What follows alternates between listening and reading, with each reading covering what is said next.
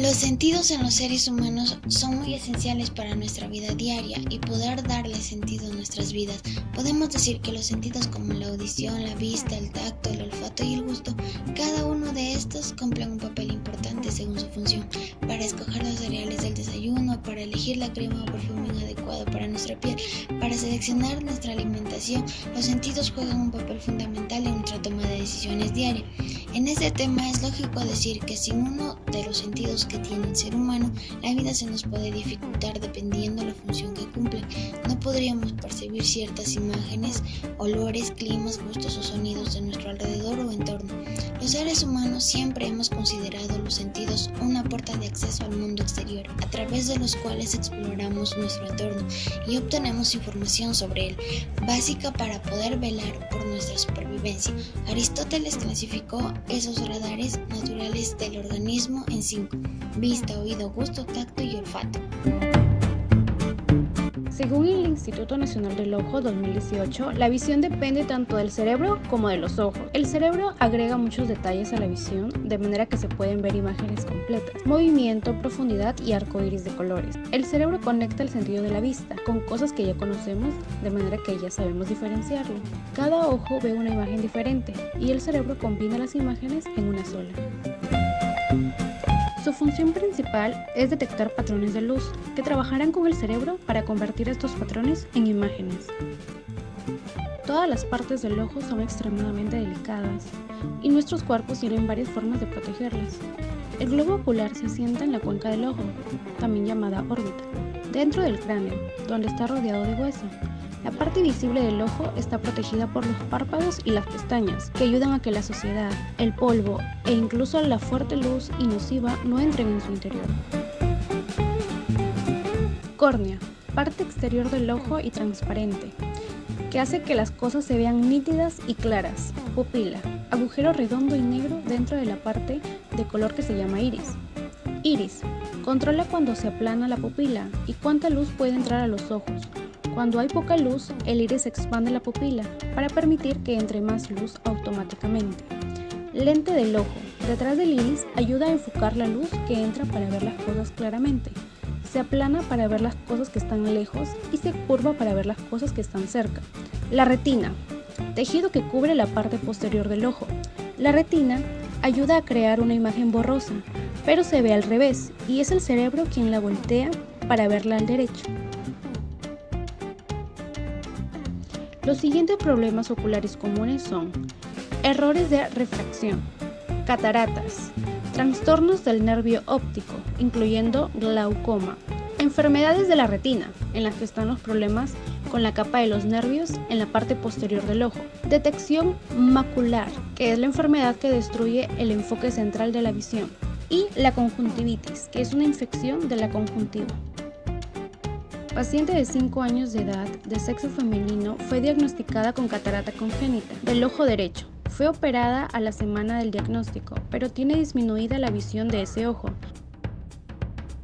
El concepto de audición procede de auditio, un vocablo de la lengua latina. La noción hace mención al acto y la facultad de oír o escuchar, captar sonidos a través del oído. Las ondas sonoras provocan cambios en la presión del aire.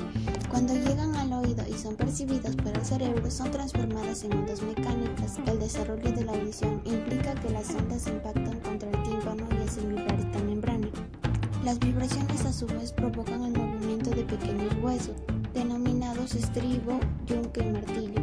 Cuando las vibraciones llegan al órgano al corti, este estimula el nervio auditivo, logrando que se conviertan en impulsos nerviosos que llegan al cerebro, órgano encargado de interpretar el sonido.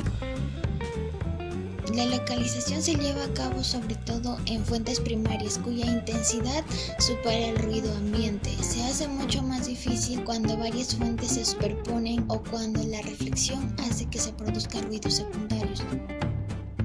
Dividimos el sistema auditivo en sistema auditivo periférico y sistema auditivo central.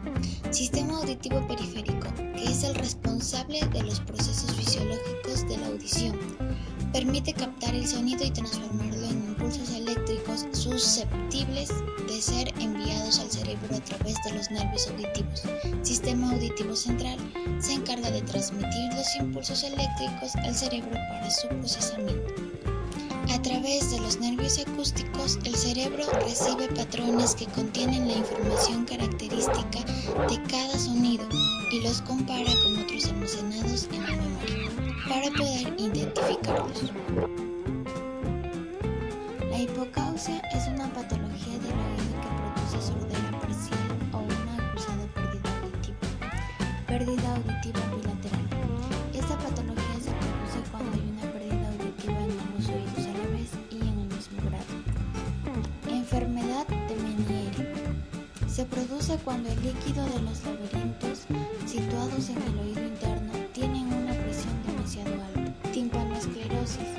Esta afección se debe a secuelas de periodos de inflamación en el oído medio. Casuística. Caso 1. Un familiar mío tiene problemas con la audición, que durante mucho tiempo introducía objetos al oído. Era porque algo le molestaba dentro del oído, pero al pasar el tiempo se le iba yendo el sentido auditivo y dicho familiar seguía introduciendo objetos al oído, porque como no escuchaba bien, le molestaba. Al pasar el tiempo, cuando fue a un especialista, le dijeron que el tímpano está roto, porque introdujo objetos dentro. Por lo tanto, su problema ahora es muy delicado, ya que no se puede curar y ahora el sentido de la audición lo tiene casi perdido.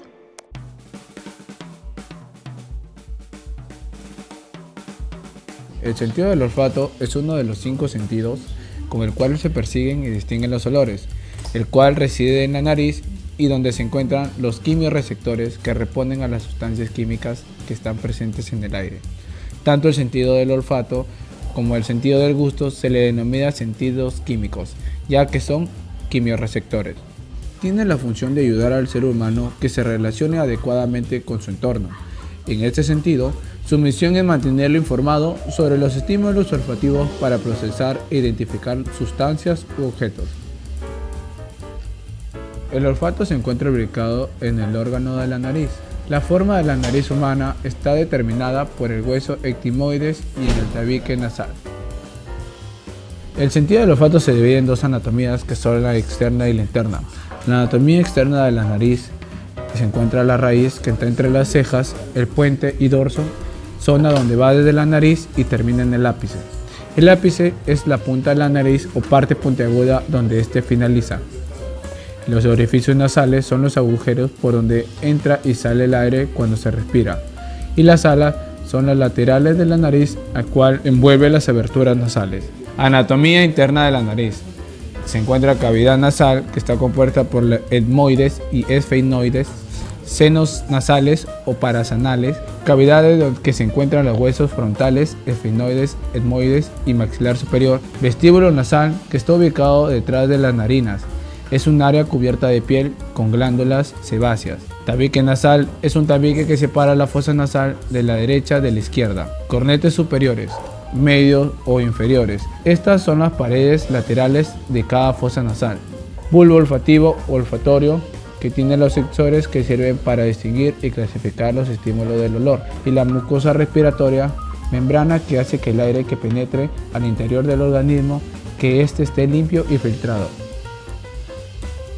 La anosmia.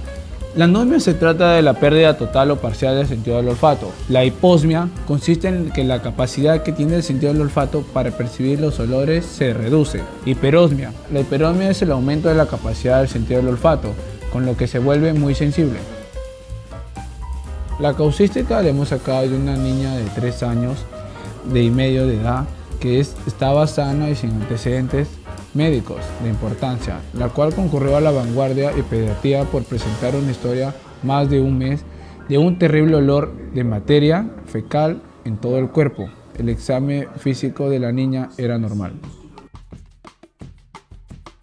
El tacto es el sentido corporal con el que se perciben sensaciones de contacto, presión y temperatura. Este es el encargado de la percepción de los estímulos que incluyen contacto, presión, temperatura, dolor, entre otros. Su órgano sensorial es la piel.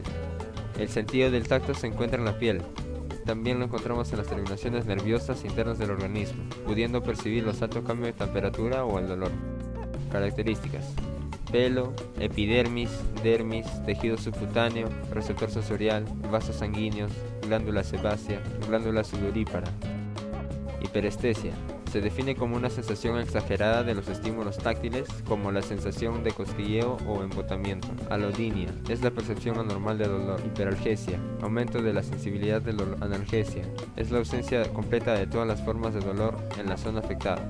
Síndrome doloroso regional complejo o CDRC. Se caracteriza por la presencia de dolor acompañado de síntomas sensoriales autonómicos y motores. Casuística. Se presentan 7 casos clínicos, 6 niñas y un varón con CDRC tipo 1, con edades comprendidas entre 7 a 15 años. 3 tenían antecedentes de traumatismo previo. En 5 casos, los síntomas se localizaron en miembros inferiores. La demora diagnóstica fue entre 4 a 90 días. 3 pacientes presentaron elementos de ansiedad y depresión. Se realizó tratamiento indisciplinario no farmacológico y farmacológico con analgésicos mayores. Todos presentaron buena evolución sin recidivas en el seguimiento, que fue entre 4 meses y 2,5 años. El gusto. Definición. El gusto es un sentido que nos permite percibir sabores, como son dulce, salado, amargo, entre otros. Su función es captar información de los diferentes sabores de los alimentos que nosotros consumimos. Localización.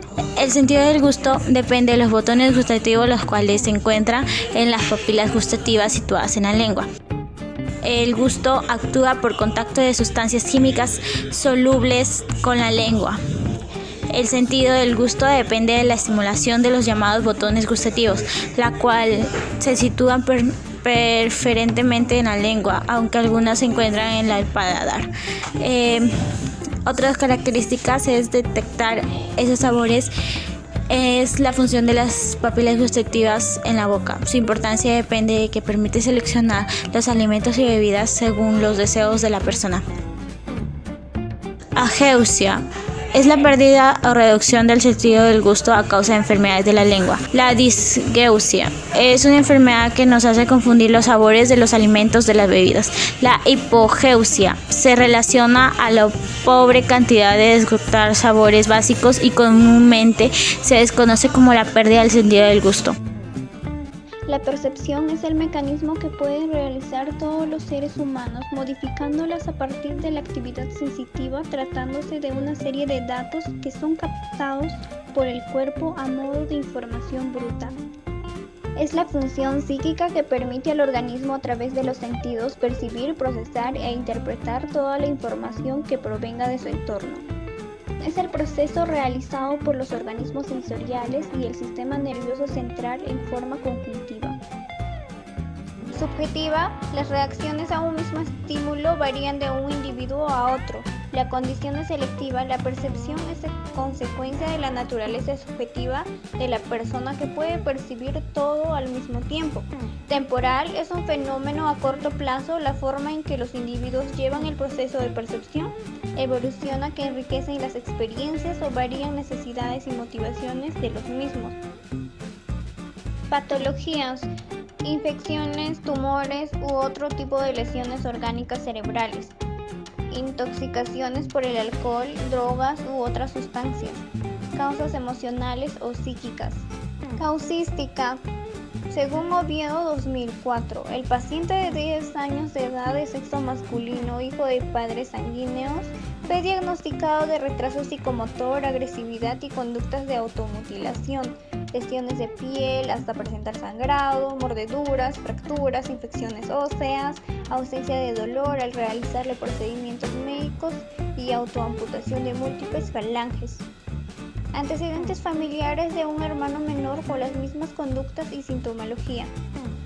El diagnóstico requiere 3 criterios clínicos: anhidrosis, percepción reducida del dolor y déficit intelectual, y se confirma mediante los ensayos farmacológicos y hallazgos neuropatológicos.